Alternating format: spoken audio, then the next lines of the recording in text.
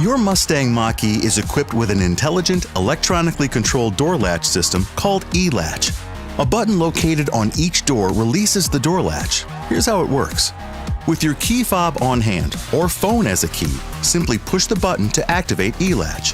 Doing so will cause the door to unlatch and pop open slightly. A convenient pull handle just below the button is there to assist with opening the front door. Simply pull the handle to open it all the way. To open the rear doors, press the button on the door. The door will unlatch and open slightly. Then, simply pull the door open the rest of the way using the grab pad on the inside of the door. Once any door is open, it will not close again until it has been open all the way, so there's no need to worry about pinched fingers.